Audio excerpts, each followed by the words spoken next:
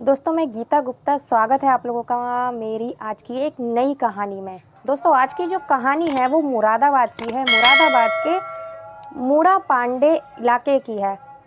वहाँ एक लड़की ने शिकायत दर्ज की है कि उसकी ही रिश्तेदारी का एक लड़का उसे निकाह का झांसा देकर 4 साल से उसके साथ रेप कर रहा है। होटल में ले जाकर भी उसके साथ रेप किया स्टार्टिंग में। और जब उसने अपने भाई को ये बातें बताई तो उसका भाई उसके घर गया, उस लड़के के घर गया।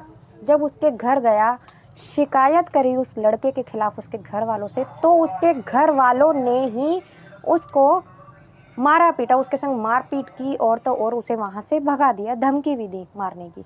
ऐसा करने के बाद वो लड़का अपनी लड़की को, अपनी बहन को लेकर पुलिस स्टेशन गया। पुलिस स्टेशन जाने के बाद शिकायत दर्ज करवाई।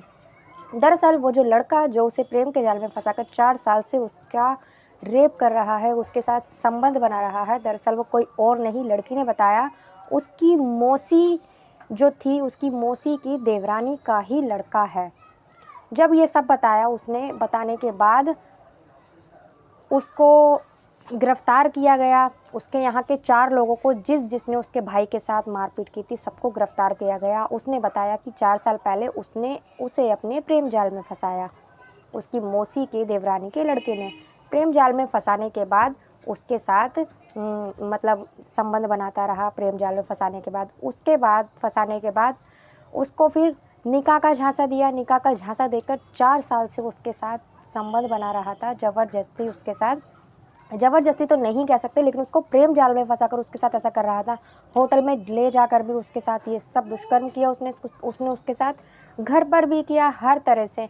और फिर 27 नवंबर की बात है कि उसे फ़ोन कर कर विश्वास दिलाता है, निकाह के बहाने से उसको होटल में बुलाता है। वहाँ आने के बाद उसके संग फिर से शारीरिक संबंध बनाता है और उसके बाद फिर उसको अपनी बाइक पर बिठाता है। बाइक पर बिठाने के बाद में उसे घर ले जाने के बहाने बीच रास्ते में छोड़ देता है और वहाँ से फरार हो जाता है।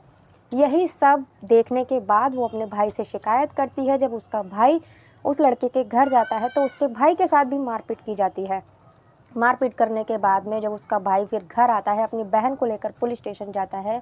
जब ये मामला दर्ज किया जाता है तो पुलिस ने आरोपी लड़के के समेत उसके 4 घर वालों को, मतलब आरोपी समेत 4 उसके घर के लोगों को गिरफ्तार किया है।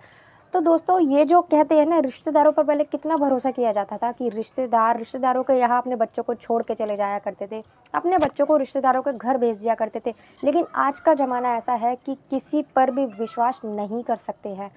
इसकी ही रिश्तेदारी का ये लड़का था, जो कि हम लोग बोलते हैं रिश्तेदारी के बच्चे, जो कि भाई लगते हैं।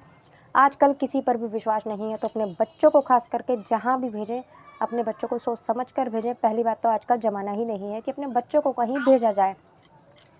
तो ये जो कहानी सुनाने का उद्देश्य है किसी को परेशान करना, दुखी करना नहीं है। और आपसे एक चीज़ के लिए माफ़ी मांगती हूँ कि बैकग्राउंड साउंड जो है बहुत ज़्यादा आ रहा होगा, तो इसलिए इसके लिए आप उस पर गौर ना करके मेरी आवाज़ पर ही गौर कीजिए। तो मिलते हैं अगली किसी वीडियो में एक नई कहानी के साथ। तब तक के लिए जय श्री कृष्णा, राधे राधे। सावधान रहिए, सतर्क रहिए।